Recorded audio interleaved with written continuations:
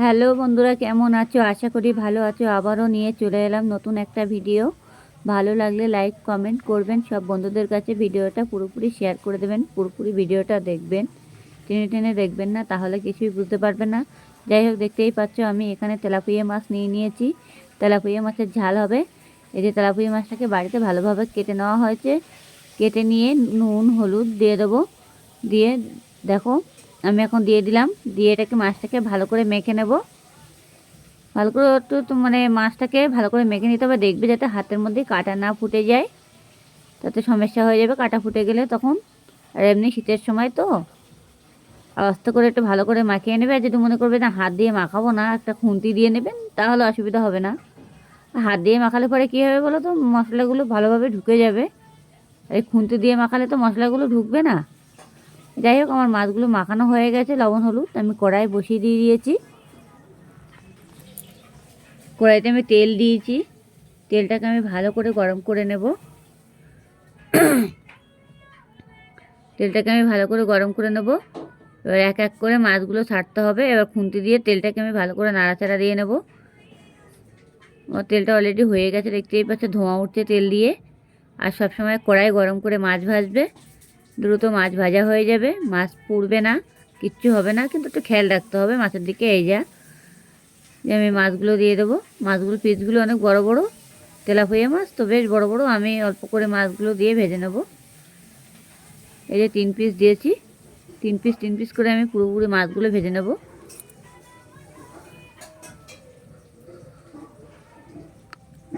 এবার মাছগুলো আমার উল্টে দিতে হবে। যাই হোক, দেখতে হবে যে মাছগুলো হয়ে গেছে কি না।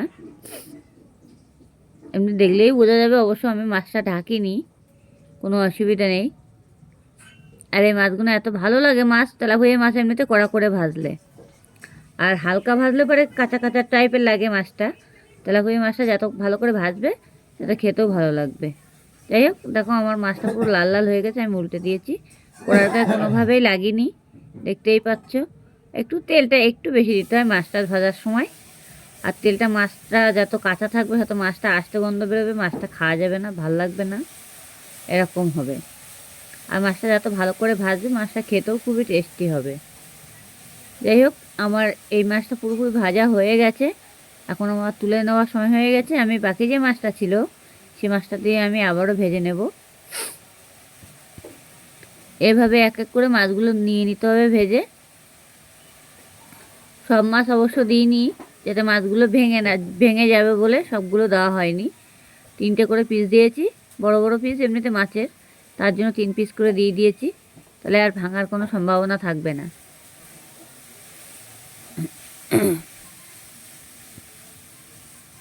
একটু টাইম লেগে যায়, অসুবিধা নেই।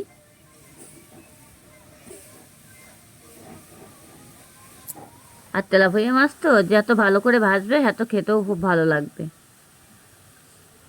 আর তেলাপিয়া মাছটা একটু মানে কী বলো তো, লবণ হলুদটা মাখিয়ে কিছুক্ষণের জন্য রেখে দিলা। দিয়ে কড়াইটা ভালো করে গরম করে নিলা। গরম করার পরে তারপরে তেল দিয়ে তারপর মাছগুলো ছেড়ে দিতে হবে। যাই হোক, আমার এখন মাছগুলো তোলার সময় হয়ে গেছে। এখন আমি মাছগুলো আবারও তুলে নেব। দেখবে যাতে হাতে টাতে না লাগে, সেরকমভাবে তুলে নেবে।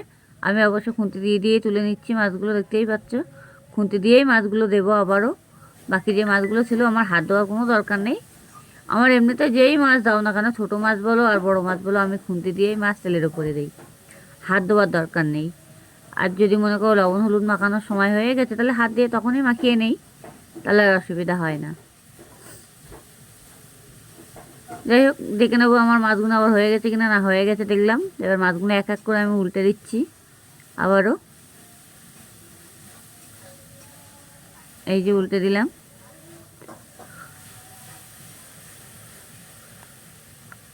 মাছগুলো আমি আবারও ভালো করে উল্টে পাল্টে দিয়েছি। এবার মাছগুলো আমি এবার তুলে নেবো এক এক করে। দেখো, মাছগুলো আমার পুরোপুরি ভাজা হয়ে গেছে, তুলে নিলাম। একটা মাছও কিন্তু ভাঙিনি, দেখতেই পাচ্ছ। আর মাছ ভাঙলে কিন্তু ভালো লাগে না। এবার আমি কালো জিরে ফোড়ন দিয়ে দিচ্ছি তেলে। এই যে দিয়ে দিলাম।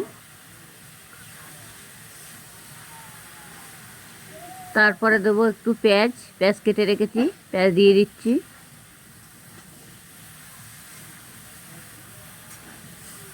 এবার ভালো করে একটু নেড়ে নিতে হবে।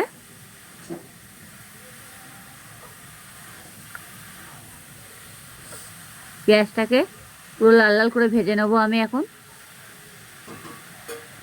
এবার ক্যাপসিকাম কেটে রেখেছি, আর টমেটো, আর দুটো তিনটে কাঁচা লঙ্কা দিয়েছি, দিয়ে এবার এটাকে ভালো করে ভেজে নিতে হবে। আপনারা যেমন লঙ্কাটা খাবেন তেমন দেবেন, কোনো অসুবিধা নেই। লঙ্কাটা যে যেমন খেতে পারে আর কি। লবণ হলুদটা একটু ঠিক টাইম মতো দেবে, যেমন তরকারি সেরকম বুঝে দেবে। লবণটা সবসময় হাতে রেখে দেবে যাতে পুড়ে না যায়।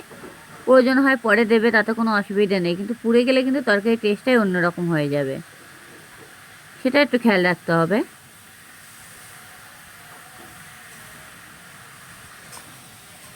এবার আমি জিরের গুঁড়ো দিয়ে দিলাম,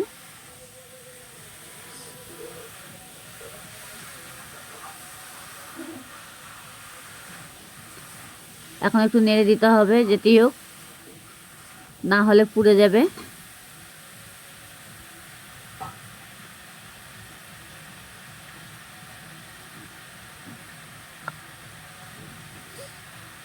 লবণ দিয়ে দিচ্ছি, ব্যাস আমার লবণ দেওয়া হয়ে গেল। এরপরে আমি আর লবণ দেবও না, যেটুকু দেওয়ার আমি এই মশলার মানে সবজির ভিতরে দিয়ে দিলাম।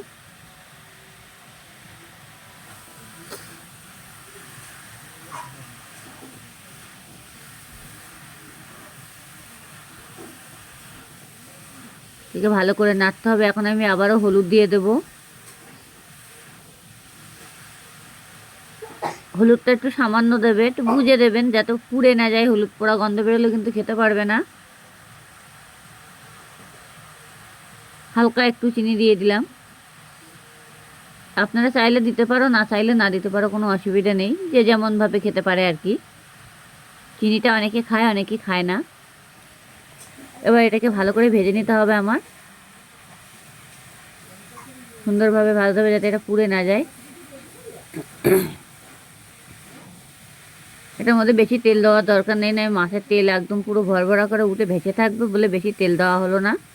যা তেল ছিল মাছ ভাজা সেই তেলের ভিতরে দিয়ে অল্প তেলে রান্না হচ্ছে, কিন্তু অল্প তেল খাওয়া ভালো অনেক সময়, আর পেটের প্রবলেম হয়ে যাচ্ছে। এবার এটাকে ভালো করে ভেজে নিতে হবে। টমেটোগুলো দেখতে পাচ্ছ পুরো গলে ঘ হয়ে গেছে একদম। টমেটোগুলো যদি গালিয়ে রান্না করা হয় তরকারির ঝোলটা পুরো গাঢ় গাঢ় হয়ে যাবে, খেতেও ভালো লাগে। অনেক সময় টমেটোগুলো গোটা গোটা থাকলে পরে কি হয়, মানে টমেটোগুলো একটু গলে না, আর তখন তরকারিটা গাঢ় গাঢ় হয় না, ওই পাতে পাতে পড়ে, তখন অনেকে খায় অনেকে খায় না, ফেলে দেয়, এই হয়। আর পুরোপুরি মানে তেলের উপরে দিয়ে একদম টমেটোগুলো পুরো ভালো করে ভেজে ঘুটে ঘ করে দেবে একদম, তারপরে জল দেবে, তারপর তরকারির ঝোলটা পুরো গাঢ় গাঢ় হবে, দেখতেও ভালো লাগবে, আর ফ্যাকাশে কালার মতো তখন আর থাকবে না। যাই হোক, দেখতেই পাচ্ছি আমার ভাজাটা হয়ে গেছে। ক্যাপসিকামগুলো পুরো নরম হয়ে গেছে, টমেটোগুলো তো দেখাই যাচ্ছে না, এরকমভাবে ভেজে নিতে হবে। আর বেশি কিছু মশলা তো দেওয়াই নেই। এবার আমি আরেকটু হালকা পরিমাণে ভেজে তারপরে আমি জল দেব।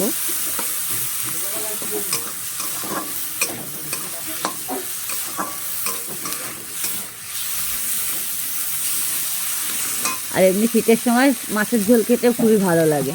যাই হোক, এখন আমি এবার জল ঢেলে দিলাম। এই যে এবার একটু ভালো করে নেড়ে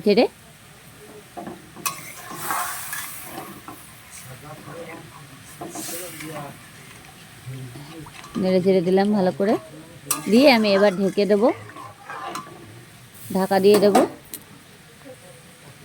চলো আমি আবার কিছুক্ষণ পরে আবারও ফিরে আসছি, তরকারিটা ততক্ষণে ফুটতে লাগুক।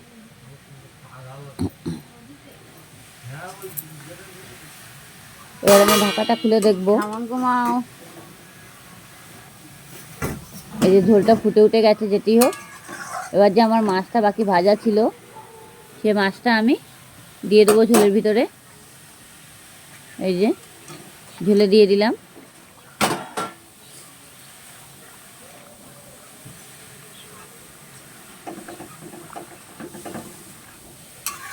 ভালো করে নাড়াচাড়া দিয়ে আমি এখন ঝোলের ভিতরে মাছগুলো পুরো করে দিলাম, পাতিয়ে দিলাম, দিয়ে আমি এবার ভালো করে ফুটাতে হবে, একটু ঢেকে দিতে হবে।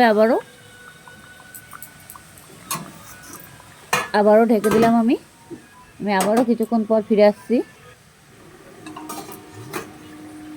দেখতেই পাচ্ছ অনেকটা মাছের ঝোলটা পুরো কত সুন্দর কালার চলে এসেছে। অবশ্য বেশি ঝোল কমাবো না, বেশি ঝোল কমালে মাছের ঝোল তখন পুরো মাখা মাখা হয়ে গেলে ভালো লাগবে না বেশি। যাই হোক, আমার মাছের ঝোলটা কিন্তু অলরেডি হয়েও গেছে। এখন আমি ধনে পাতা দেবো। ধনে পাতাগুলো কেটে নিয়েছি, এই যে দেখতেই পাচ্ছি ধনে পাতাগুলো দিয়ে দিয়েছি। ভালো করে ছড়িয়ে ছড়িয়ে দেবো ধনে পাতাগুলো, তারে সাইড করে ছড়িয়ে ছড়িয়ে দিলাম। দিয়ে এবার আমি একটু নাড়াচাড়া দেবো যাতে ধনে পাতাগুলো পুরো মাছের মধ্যে মিশে যায়।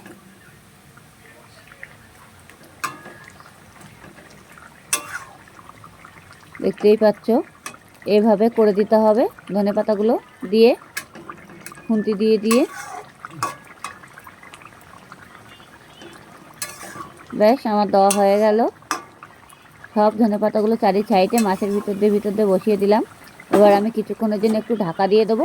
ধনে পাতার যে গন্ধটা সেটা মাছের ঝোলের মধ্যে বসে যাবে, নাহলে পুরো খুলে রাখলে ধনে পাতার গন্ধটা ছড়িয়ে বেরিয়ে যাবে, তখন কোনো টেস্টি থাকবে না। তার জন্য আমি এটাকে ঢেকে দিয়েছি।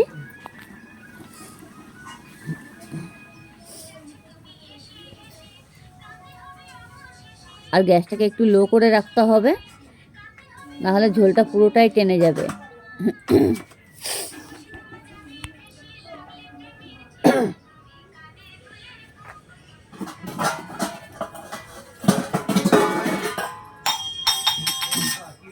যাই হোক, ঢাকাটা আমি আবারও খুলে দেব।